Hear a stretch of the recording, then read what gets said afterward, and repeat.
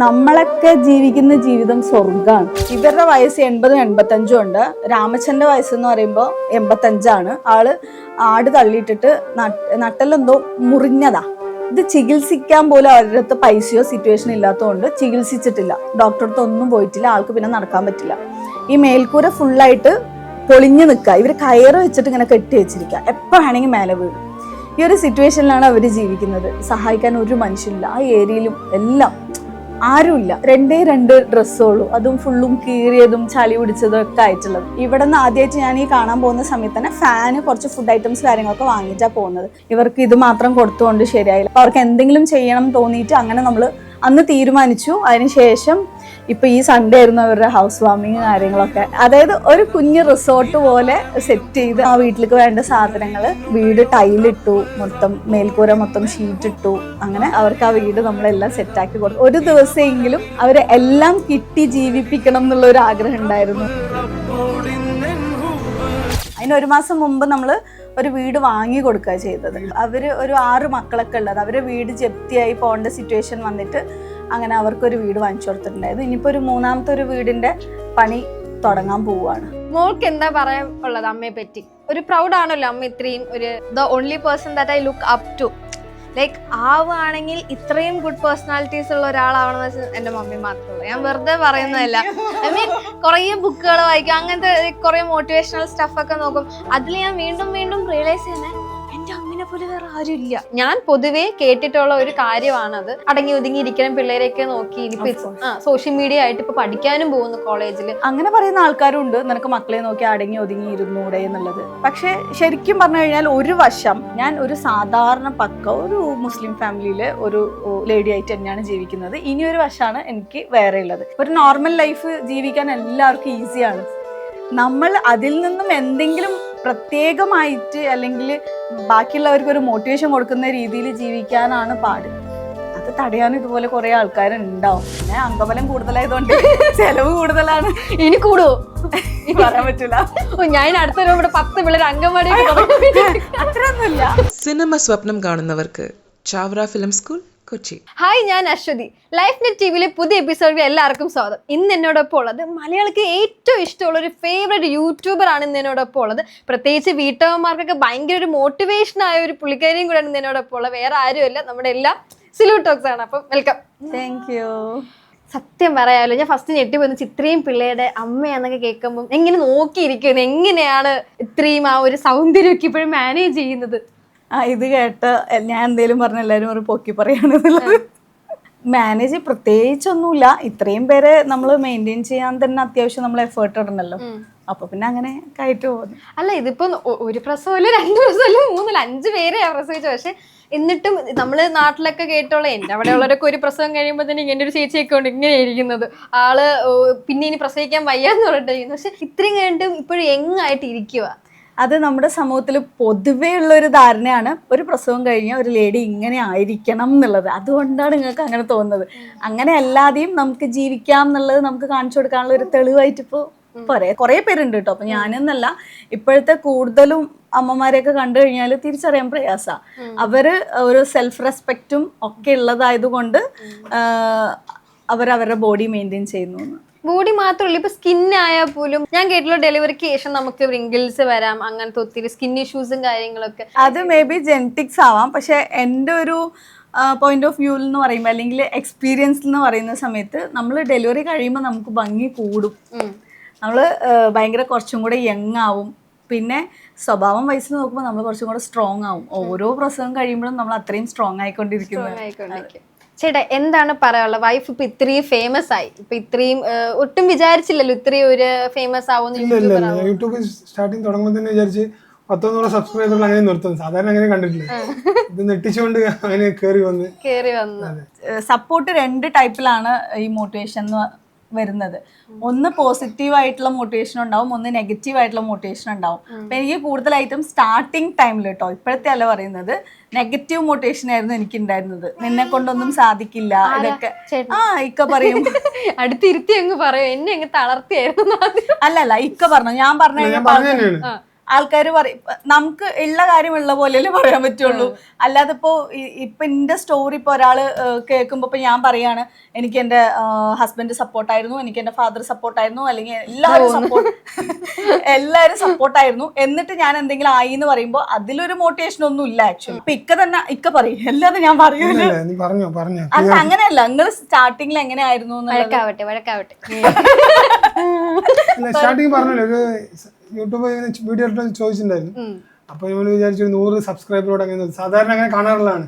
അപ്പൊ അങ്ങനെ നിർത്തും വിചാരിച്ചു. പക്ഷെ വളരെ നെട്ടിച്ചുകൊണ്ട് മില്യനൊക്കെ അടിക്കാൻ അങ്ങനെ അപ്പം ഇങ്ങനെ ഉയർന്നു വന്നപ്പോഴത്തേക്കും നീ ഇത് കണ്ടിന്യൂ ചെയ്ത് നിർത്തണ്ടെന്ന് പറഞ്ഞില്ലേ? ഈക്വലി ഇപ്പൊ ഇക്കാക്ക് എന്ന് പറയുമ്പോ ഏറ്റവും കൂടുതൽ ഒരു പൊതുവെ കേൾക്കുന്നത് നമുക്ക് ഇങ്ങോട്ട് സപ്പോർട്ട് എന്നുള്ളതാണ്. ഞാൻ സപ്പോർട്ട് ഉണ്ടോ സാർ ഒന്ന് പറയോ? കൈ മാറ്റിയേക്കുന്നുണ്ട്, പറയാൻ നോക്കുന്നില്ല. സപ്പോർട്ട് ഉണ്ടായിട്ടുണ്ട്, ബാങ്കിൽ 40 ലക്ഷം ഉറപ്പ് ഉണ്ടായിരുന്നു. അപ്പതല്ല അത് കൂടി അത് പെട്ടെന്ന് അടച്ചു തീർന്നു. അത് ഏറ്റവും വലിയ സപ്പോർട്ടാണ്. ഞാൻ അഭിമാനത്തോടെ പറയാൻ ആഗ്രഹിക്കുന്ന ഒരു കാര്യമാണ്. ഇപ്പൊ എന്റെ ഹസ്ബൻഡിന് അത്രയും പ്രയാസം ഉണ്ടാക്കാതെ, അല്ലെങ്കിൽ ആൾ ഒറ്റയ്ക്ക് നിന്ന് കഷ്ടപ്പെട്ടിട്ട് ചെയ്യേണ്ട ഒരു സംഭവം ഞാൻ അത്രയ്ക്കും സപ്പോർട്ട് ചെയ്ത് എന്നെ കൊണ്ട് അത് ചെയ്തു കൊടുക്കാൻ പറ്റി എന്ന് പറയുന്ന വലിയൊരു കാര്യമാണ്. അതൊരു പോസിറ്റീവായിട്ട് എടുക്കേണ്ട ഒരു കാര്യമാണല്ലോ. ഇപ്പൊ ആളെ ഞാൻ താഴ്ത്തി കാണിക്കുന്നതോ അതൊന്നും അല്ല. ആൾക്കത് ഏറ്റവും വലിയൊരു റിലീഫായിരുന്നു. ആ ഒരു സൈഡിലൂടെ കാണുമ്പോൾ അതൊരു പോസിറ്റീവ് വശമല്ലേ. ഇപ്പൊ ഞാൻ അതിനു വേണ്ടി സപ്പോർട്ട് ചെയ്തു എന്ന് പറയുന്ന സമയത്ത്, പക്ഷെ പല ആൾക്കാരും അത് വേറെ രീതിയിൽ വേറെ ആംഗിളിൽ കാണും. ഇപ്പൊ ഞാൻ കണ്ട ഒരു കമന്റ്സ്, ഭാര്യ ഇപ്പം സഹായിച്ചാൽ ഭർത്താവ് അടിമയെ പോലെ നിൽക്കേണ്ടി വരുമെന്ന്. പക്ഷെ അങ്ങനത്തെ ഒരു തോട്ട് എന്താ പറയുള്ളൂ ആൾക്കാർ പറയുന്നതിനെ പറ്റി? അത് ഈ സൊസൈറ്റിയിൽ പൊതുവെ ഒരു ധാരണയുണ്ട്. പുരുഷന്മാരെന്ന് പറഞ്ഞാൽ പുറത്തു പോയിട്ട് പൈസ ഉണ്ടാക്കിയിട്ട് വരിക, സ്ത്രീകള് വീട്ടിലിരുന്ന് കുട്ടികളെ നോക്കുക എന്നുള്ളത്. ഇത് രണ്ടും മോശമായിട്ടുള്ള കാര്യമല്ല, പക്ഷെ ഒരാളിലേക്ക് മാത്രം അടിച്ചേൽപ്പിക്കേണ്ട കാര്യമല്ല. രണ്ടും രണ്ടുപേർക്കും ചെയ്യാം. ഇപ്പോൾ എത്രയോ കുറച്ചെങ്കിലും വീടുകളിൽ ഭർത്താവ് വീട്ടിൽ കുട്ടികളെ നോക്കുന്ന ആൾക്കാരും ഉണ്ട്, ഭാര്യ പുറത്തു പോയിട്ട്. അത് അവർക്ക് പ്രശ്നമല്ല, പക്ഷെ നാട്ടുകാർക്കാണ് പ്രശ്നം. അവര് നല്ല മ്യൂച്വലി അണ്ടർസ്റ്റാൻഡ് ചെയ്ത് ജീവിക്കുന്നുണ്ടെങ്കിലും ഈ കാണുന്ന ആൾക്കാരെ സംബന്ധിച്ചിടത്തോളം അതെങ്ങനെ ഞങ്ങളിങ്ങനെയല്ലേ വീട്ടിലിരിക്കണം, നമ്മുടെ ഒരു സംസ്കാരം എന്ന രീതിക്ക് അവര് ചിന്തിക്കലുണ്ട്. പക്ഷെ അങ്ങനെയല്ല ആക്ച്വലി ഒരു നല്ലൊരു ലൈഫ് എന്ന് പറയുമ്പോ. പക്ഷെ ചില ഹസ്ബൻഡ് പറയും, കണ്ടോ ഇതൊക്കെയാണ് വൈഫ്, ഇത്തിരി സപ്പോർട്ട് ചെയ്യുന്നു അവരുടെ കഷ്ടം, അങ്ങനെ പറയുന്നവരും. അങ്ങനെ കുറെ ആൾക്കാർ ഇങ്ങനെ കമന്റ് ചെയ്യാറുണ്ട്, സൗഭാഗ്യവാൻ ഇതുപോലത്തെ ഭാര്യയൊക്കെ കിട്ടിയിരുന്നെങ്കിൽ എനിക്ക് അത്രയ്ക്ക് ബുദ്ധിമുട്ടുണ്ടാലോ ആ ഒരു രീതിക്ക് പറയുന്നുണ്ട്. പിന്നെ അംഗബലം കൂടുതലായതുകൊണ്ട് ചെലവ് കൂടുതലാണ്. ഇനി കൂടുവോ പറയാൻ പറ്റൂല. ഞാൻ അടുത്തൊരു 10 പിള്ളേർ അംഗൻവാടി അത്രയൊന്നുമില്ല. ഇപ്പൊ ക്ലാസ്സിൽ പോകുന്നതുകൊണ്ട് എന്തായാലും ഉണ്ടാവില്ല, എന്നാലും പറയാൻ പറ്റില്ല. ഓക്കെ, ഞാൻ വീഡിയോസിൽ കാണുന്നതിന് ആച്ചിയമ്മ പുള്ളിക്കാരിയെ പറ്റി എന്താണ് പറയാനുള്ളത്? അതെ, ഇപ്പൊ നമ്മള് എന്റെ ഫാദർ നമ്മൾ എന്താണോ കണ്ടു വളരുന്നത് അതായിരിക്കും നമ്മൾ അറിയാതെ നമ്മളിലേക്ക് വരുന്ന ഒരു ക്യാരക്ടർ എന്ന് പറയുന്നത്. അങ്ങനെ വന്നതായിരിക്കാം മേ ബി. എൻ്റെ ഫാദർ ഞങ്ങളെ കെയർ ചെയ്തതിനേക്കാളും എന്ന് വേണമെങ്കിൽ മറ്റുള്ളവർക്ക് എന്ത് ചെയ്യാമെന്ന് അങ്ങനെ ഓടി നടക്കുന്ന ഒരു മനുഷ്യനായിരുന്നു. അതിനൊരു ഉദാഹരണം പറയുകയാണെങ്കിൽ, ചെറിയ കുട്ടിയായിരിക്കുന്ന സമയത്ത്, ഇപ്പോൾ ഇവനെ പോലെ അല്ലെങ്കിൽ ഇവളെ പോലെ ഇരിക്കുന്ന സമയത്തൊക്കെ ഞാനിങ്ങനെ വിചാരിക്കും,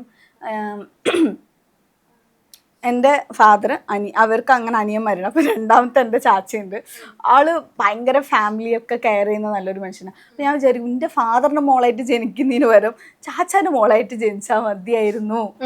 ഇത് എങ്ങനെ ആൾക്കാർ എടുക്കും എന്നുള്ളത് എനിക്കറിയില്ല. അത് ഞാൻ ഇന്നാളാണ് അത് ഞാൻ റിയലൈസ് ചെയ്തത്. അതിൻ്റെ അർത്ഥം എന്താണെന്ന് വെച്ചാൽ ഞങ്ങളുടെ കാര്യങ്ങൾ നോക്കുന്നതിനേക്കാളും മറ്റുള്ളവർക്ക് ഹെൽപ്പ് ചെയ്യുന്ന ഒരാളായിരുന്നു. പക്ഷെ ഞാൻ അപ്പം അങ്ങനെ ആഗ്രഹിച്ചിട്ടുണ്ടെങ്കിൽ ഇപ്പം ഞാൻ ഭയങ്കര പ്രൗഡാണ് എൻ്റെ ഫാദറിൻ്റെ മോളായിട്ട് ഞാൻ ജനിച്ചത്. അതെനിക്ക് ഏറ്റവും വലിയൊരു അനുഗ്രഹമായിട്ടാണ് തോന്നുന്നത്. കാരണം ഇപ്പം എനിക്ക് വരുന്ന ജനങ്ങൾ നമുക്ക് വേണ്ടിയിട്ട് സപ്പോർട്ട് ചെയ്യുന്നതും പ്രാർത്ഥിക്കുന്നതും ഒക്കെ അതിനൊരു റീസൺ എന്താണെന്ന് വെച്ചാൽ ആളെനിക്ക് തന്ന ഒരു ക്യാരക്ടർ ഉണ്ടായിരിക്കാം.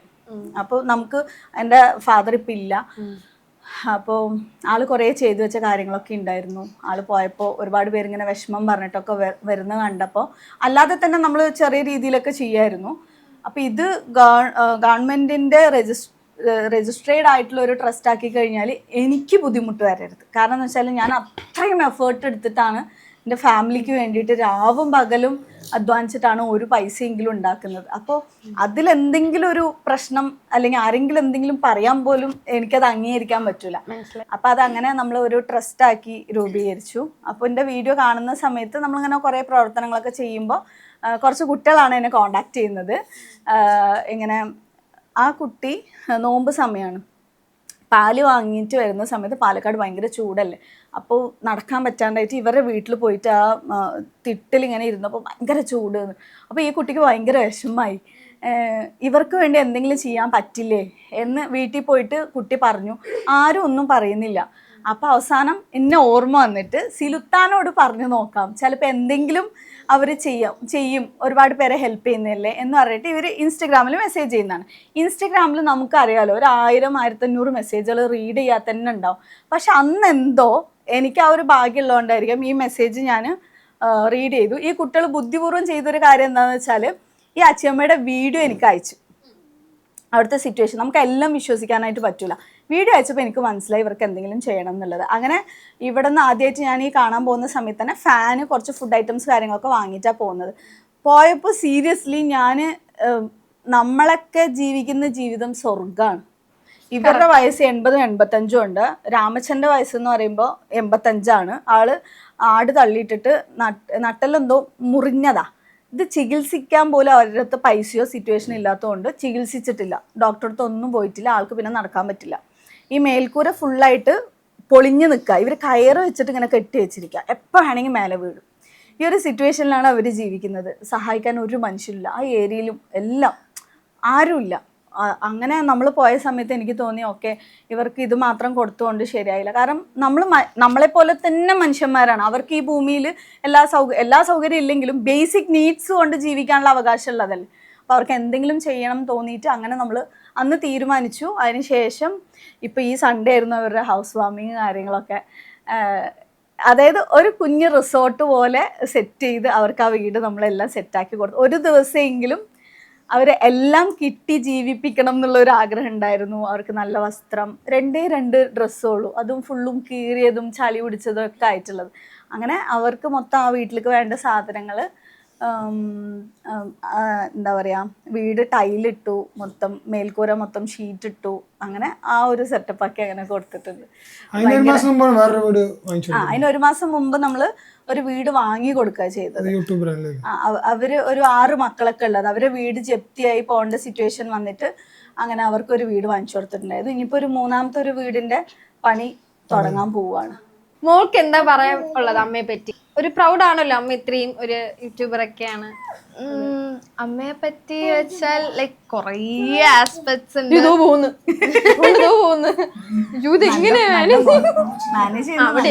നല്ല പാടാ. ഓക്കെ പറഞ്ഞു. കൊറേ ആസ്പെക്ട്സ് ഉണ്ട്. ഇനീഷ്യലി അമ്മ എന്നെ പറഞ്ഞു വളർത്തിയ ഒരു സംഭവം എന്നുള്ളത്, നമ്മൾ ഒരാളെ പോലെ ആവണം എന്ന് പഠിക്കരുത്. ഇൻസ്റ്റെഡ് ലൈക്ക് ബാഡ് കണ്ടിട്ട് അത് ആവരുത് എന്ന് വെച്ചാൽ നമ്മൾ ഗുഡിന്റെ രീതിക്കേ പോവുള്ളൂ എന്ന്. പക്ഷെ എൻ്റെ ജീവിതത്തിൽ the only person that I look up to, like ആവുകയാണെങ്കിൽ ഇത്രയും ഗുഡ് പേഴ്സണാലിറ്റീസ് ഉള്ള ഒരാളാണെന്ന് വെച്ചാൽ എൻ്റെ മമ്മി മാത്രമേ ഉള്ളൂ. ഞാൻ വെറുതെ പറയുന്നതല്ല. കുറേ ബുക്കുകൾ വായിക്കും, അങ്ങനത്തെ കുറേ മോട്ടിവേഷണൽ സ്റ്റഫൊക്കെ നോക്കും. അതിൽ ഞാൻ വീണ്ടും വീണ്ടും റിയലൈസ് ചെയ്യുന്നത് എൻ്റെ അമ്മിനെ പോലെ വേറെ ആരും ഇല്ല. ഇത്രയും ഇത് പറഞ്ഞു കഴിഞ്ഞാൽ ഐഫോൺ മേടിച്ചു കൊടുക്കാം.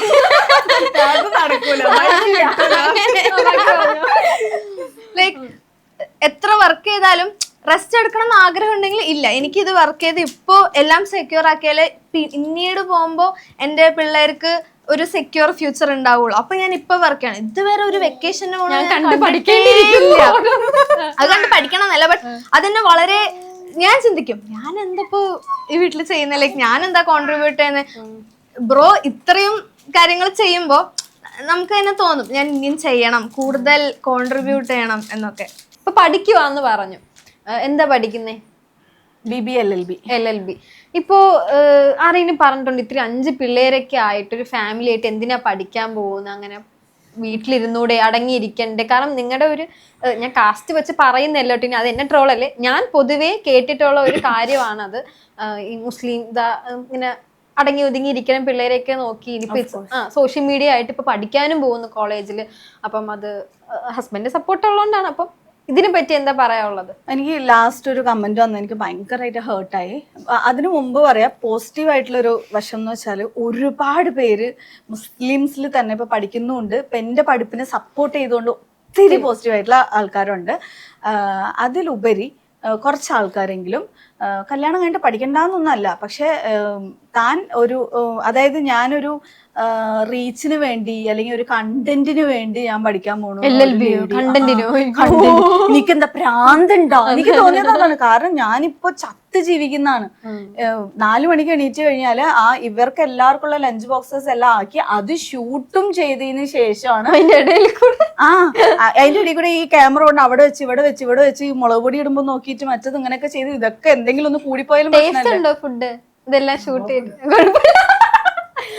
എപ്പോഴേ പറയുള്ളൂ നന്നായിട്ടുണ്ട് എന്നൊരു വാക്ക്. അതെന്താണ് ഞാൻ കേട്ടിട്ടുള്ള ഹസ്ബൻഡ്സ് എന്താ വൈഫ് ഒരു ഫുഡ് ഉണ്ടാക്കിയാൽ നന്നായിട്ടുണ്ടെന്ന് പറഞ്ഞ അപ്രീഷിയേറ്റ് ചെയ്യണം. അത് അവർക്ക് എനിക്ക് ഒരു ദിവസം ബീഫ് ഉണ്ടാക്കി തന്നു. ഞാനത് എത്രത്തോളം പുകഴ്ത്തി പ്രശംസിച്ചു എന്നറിയോ?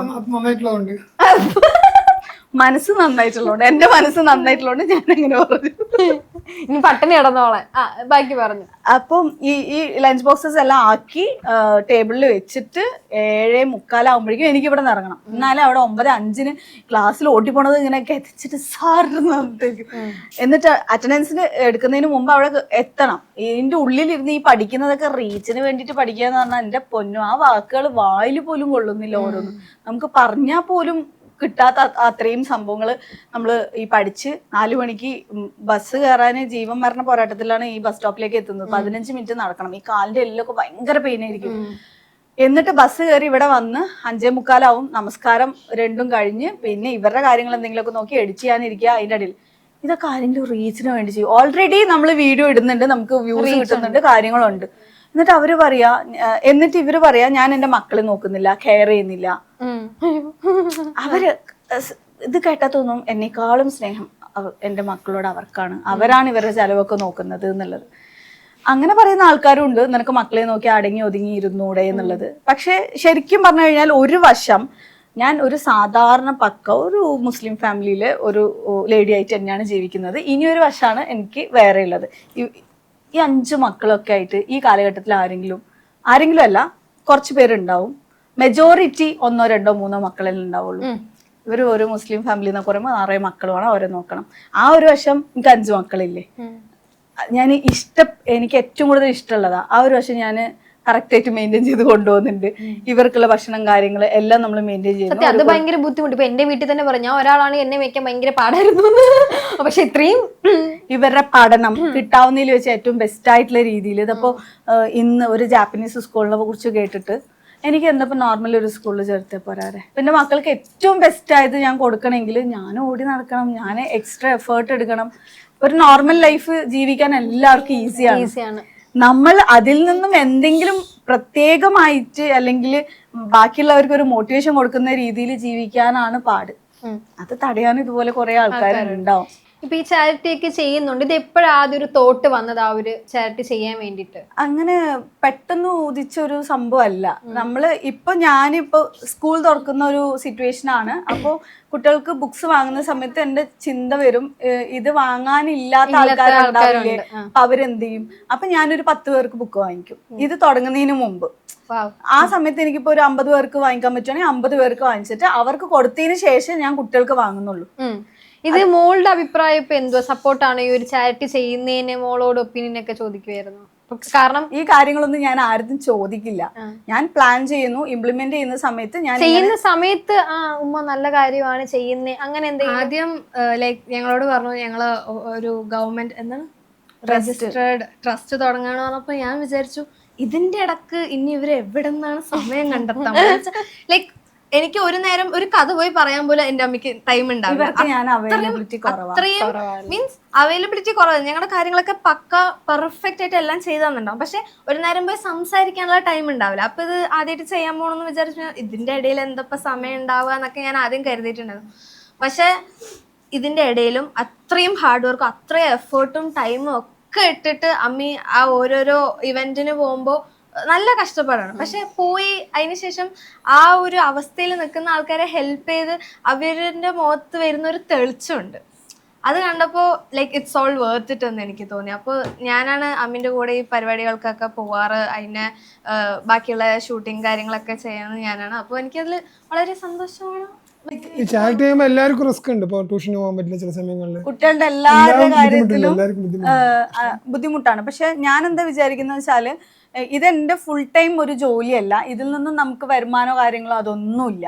ഇപ്പം ഞാൻ മാസത്തിൽ ഒരു 30 ദിവസം എനിക്കും എൻ്റെ കുടുംബത്തിനും വേണ്ടി സ്പെൻഡ് ചെയ്യുന്നുണ്ട് എന്നുണ്ടെങ്കിൽ അതിലൊരു 2 ദിവസം ഇപ്പം സോഷ്യൽ മീഡിയ ആണെങ്കിലും ആ സോഷ്യൽ മീഡിയ പല രീതിയിൽ യൂസ് ചെയ്യുന്ന ആൾക്കാരുണ്ട് അല്ലേ. ഇപ്പം ഡാൻസ്, പാട്ട്, അവനവൻ്റെ കാര്യങ്ങളൊക്കെ നോക്കുമ്പോൾ ആ സോഷ്യൽ മീഡിയ കൊണ്ട് ഒരാളുടെ ഒരു ലൈഫിൽ എന്തെങ്കിലും അവർക്ക് നേടാൻ പറ്റുന്ന ഓപ്ഷൻ എൻ്റെ കയ്യിലുണ്ട്. അപ്പോൾ ഞാൻ എന്തുകൊണ്ട് അത് യൂസ് ചെയ്തുകൂടാ എന്ന് തോന്നിയിട്ടാണ് നമ്മൾ ഈ വീഡിയോ ഇടുന്നത്. അല്ലാതെ ഈ വീഡിയോ ഇട്ട് നമുക്ക് റീച്ച് കിട്ടാൻ വേണ്ടിയിട്ടല്ല, ഓൾറെഡി നമ്മൾ റീച്ചിൽ നിൽക്കുന്നത് കൊണ്ടാണ് ഇത് ആൾക്കാർ കാണുന്നത് അല്ലേ. ചില ആൾക്കാർ റീച്ചിന് വേണ്ടി ചെയ്യുന്നതാണെന്നൊക്കെ ചില ആൾക്കാരുടെ അവരിങ്ങനെ വിചാരിക്കും. പക്ഷെ ആക്ച്വലി ഓൾറെഡി റീച്ചിൽ നിൽക്കുന്ന ഒരാൾക്ക് അത് എനിക്ക് അത് കാണുമ്പോൾ മറ്റൊരാൾക്ക് കണ്ട് ചെയ്യണം എന്നാണ് നമ്മൾ ഉദ്ദേശിക്കുന്നത്.